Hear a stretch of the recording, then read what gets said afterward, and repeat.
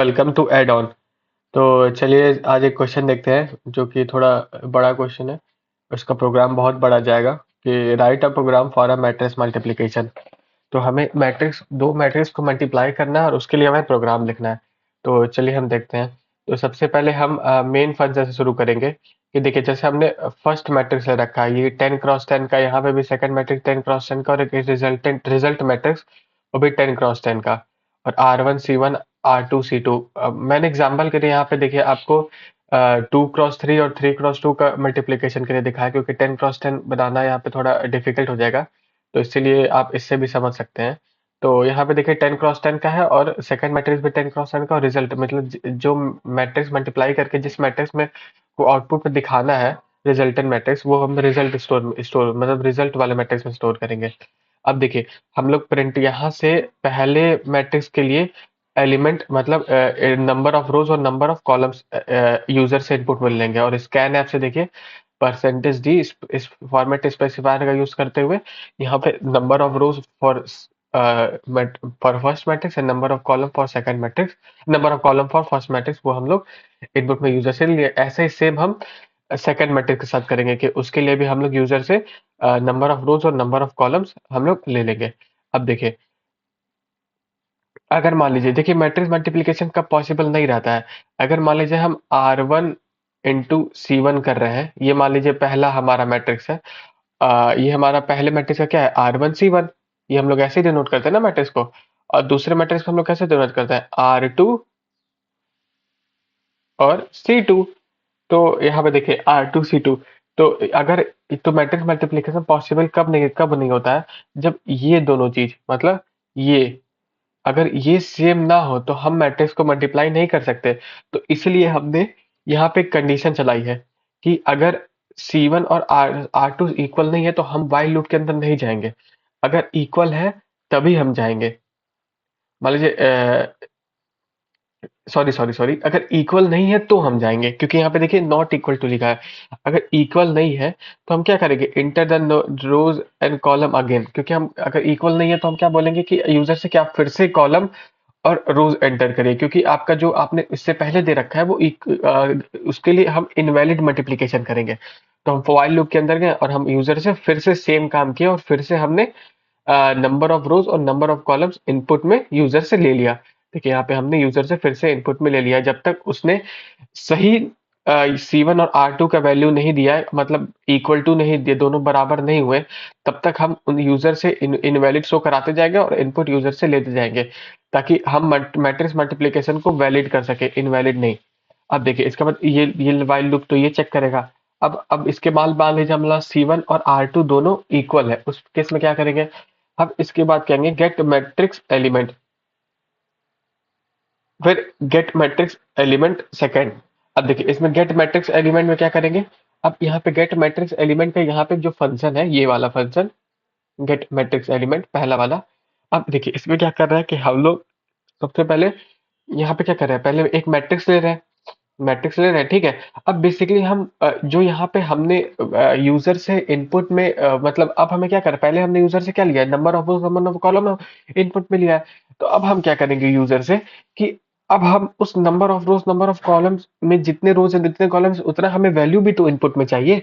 तो हम gate matrix element से बेसिकली हम यूजर से वैल्यूज इनपुट में लेंगे। वैल्यूज जैसे कि 10 क्रॉस 10 का मैट्रिक्स है मतलब 100 एलिमेंट्स आएंगे ना उस मैट्रिक्स में।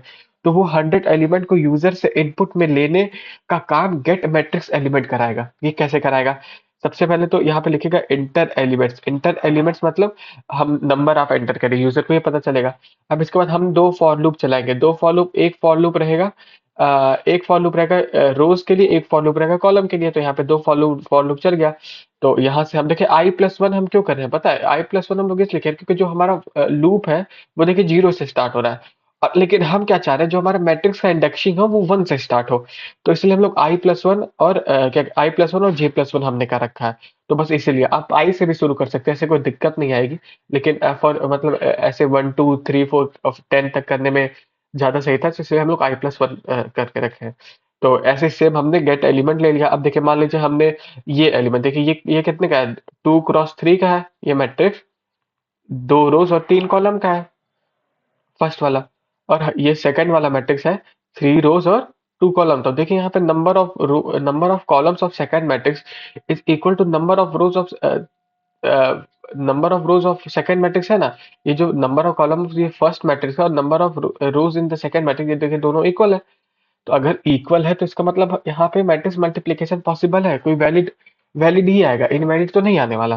तो अब देखिए, अब हम मैट्रिक्स को मल्टीप्लाई करने के लिए हम ये फंक्शन चलाएंगे मल्टीप्लाई मैट्रिक्स। अब देखिए इसको कैसे चलाएंगे। तो अब इसको कैसे हम लिखेंगे, इसमें क्या किए हम लोग, पहले मैट्रिक्स को सेकंड मैट्रिक्स को रिजल्ट वाला मैट्रिक्स, क्योंकि हम मैट्रिक्स मल्टीप्लाई करके रिजल्ट वाले मैट्रिक्स में तो स्टोर करेंगे। तो रिजल्ट वाला मैट्रिक्स को फिर R1 C1 R2 C2, मतलब ये बताएगा कितने रोज है पहले मैट्रिक्स में, कितने रोज है सेकंड वाले मैट्रिक्स में, कितने रोज कॉलम्स और फर्स्ट और सेकंड में वो बताएगा। तो यहाँ पे देखिए हमने ये फंक्शन चला दिया है, यहाँ तक ये फंक्शन है। अब ये फंक्शन है हमारा, ठीक है, जो कि मैट्रिक्स को मल्टीप्लाई करेगा। अब इसके अंदर हम क्या कर रहे हैं कि पहले हम लूप चला रहे हैं, सेकंड लूप चला रहे हैं। हम पहले क्या कर रहे हैं, जो रिजल्ट वाला मैट्रिक्स है ना, ये जो रिजल्ट वाला मैट्रिक्स है, इसमें पहले क्या करें, जितने भी R1 और C2 है, क्योंकि इसका जो मान लीजिए हम दो मैट्रिक्स को मल्टीप्लाई कर रहे हैं, तो जो हमें मल्टीप्लिकेशन करके नया मैट्रिक्स मिलेगा उसका साइज क्या होगा, उसका साइज ये होगा, ये दिस क्रॉस दिस, 2 क्रॉस 2। इसके देखिए इस केस में 2 क्रॉस 2 आया, ये होगा मतलब R1 into C2।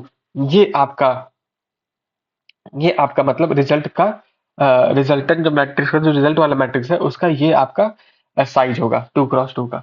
तो इसलिए हम पहला वाला R1 तक चला रहे हैं, मतलब रोज हम टोटल इसमें कितने रोज है, 2 रोज है। तो हम इसलिए लेस देन R1 तक चला रहे हैं, तो इसमें कितने कॉलम्स है, 2 कॉलम्स है, तो इसलिए लेस देन हम C2 तक चला रहे हैं। और सबको हम लोग 0 0 पहले इनिशियलाइज कर दिया, सबसे पहले हम लोग 0 0 इनिशियलाइज कर दिया। अब इसके बाद जब हम मल्टीप्लाई करके उसमें हम नया वैल्यूज स्टोर करेंगे। अब देखिए अब कैसे मल्टीप्लाई करेंगे, हमको पता है मैट्रिक्स मल्टीप्लिकेशन कैसा है। ये देखिए मान लीजिए जैसे कौन सा ये एलिमेंट है, ये आपका एलिमेंट है 0 0, ठीक है। तो 0 0 वाला एलिमेंट का मतलब ये यहाँ पे 0th कॉलम, पहले मैट्रिक्स का 0th रो लेंगे और दूसरे मैट्रिक्स का 0th कॉलम लेंगे, ठीक है। तो ऐसे हम लोग मल्टीप्लिकेशन करेंगे। देखिए यहाँ से हम लोग एक रो लिए, ये 1 2 3, और यहाँ से एक कॉलम लिए 0 1 2, करस्पॉन्डिंग को मल्टीप्लाई करेंगे। देखिए पहला यहाँ पे R1 C2, क्योंकि इसका जो कॉन्फ़िगरेशन है वो R1 और C2 तक है, तो इस वाले मैट्रिक्स का, तो इसलिए पहला मतलब ये जो इसका साइज है वो R1 क्रॉस C2 है, तो इसलिए हम उतना ही तो रो चलाएंगे या उतना ही तो लूप चलाएंगे जितना इसका साइज होगा इस मैट्रिक्स का। तो इतना हम लोग लूप चलाया। अब इसके बाद ये K क्या कर रहा है, K क्या कर रहा है, ये बेसिकली देखिए अगर हम लोग ये जो मल्टीप्लिकेशन होता है, ये देखिए हम लोग पहले तो 0 0 के लिए कर रहे हैं, ये k का वैल्यू वैल्यू 0 है। अब मान लीजिए k का वैल्यू 1 हो जाएगा, तो 0 1 और 1 0 के लिए करेंगे, मतलब 0 1 इन द सेंस 0th। हाँ देखिए 0 1 मतलब यहाँ पे जो C1 की वैल्यू है C1 तक जाएगा, जो ये k का वैल्यू है वो C1 तक, और हमारा C1 है कितना, देखिए हमारा C1 है 3। तो इसका मतलब ये 0 के लिए जाएगा, 1 के लिए जाएगा, 2 के लिए जाएगा, ठीक है।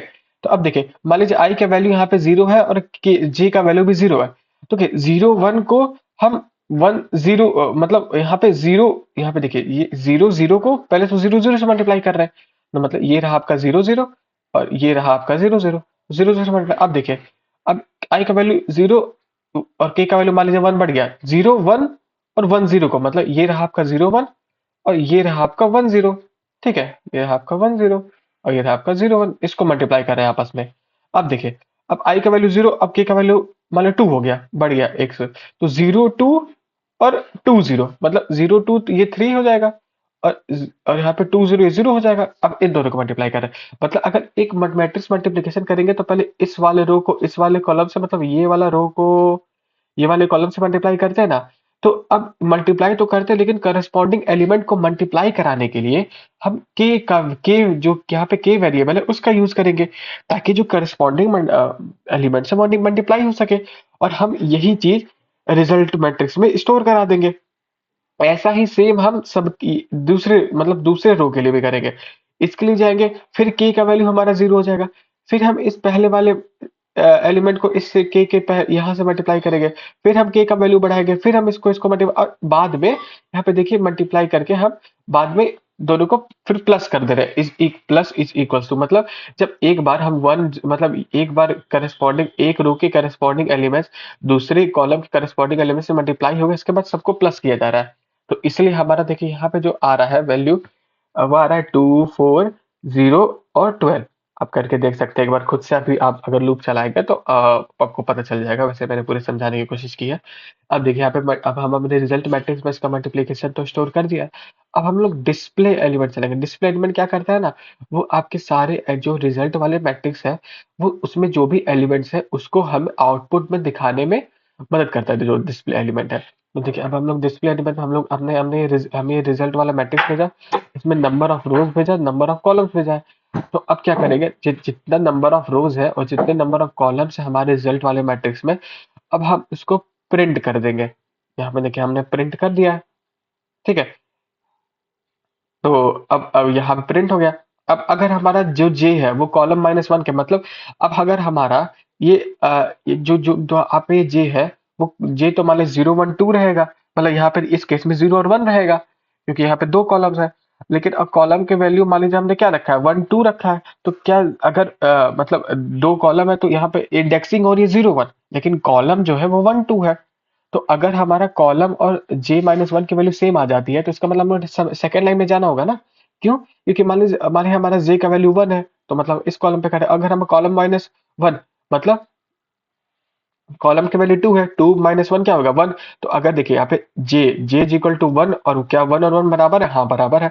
तो अब हम क्या करेंगे, हमको ये लाइन चेंज करनी है, मतलब हमको अब दूसरे रो में आना पड़ेगा फिर से प्रिंट, मतलब प्रिंट यहाँ पे हम देखिए, यहाँ पे प्रिंट बैकस्लैश n किए है ना, ताकि हम दूसरे लाइन में आ जाए और फिर से हम इस अब दूसरे वाले रो के वैल्यूज को प्रिंट करा सके। तो this is the code. Hope you get enjoyed by my explanation. Thank you.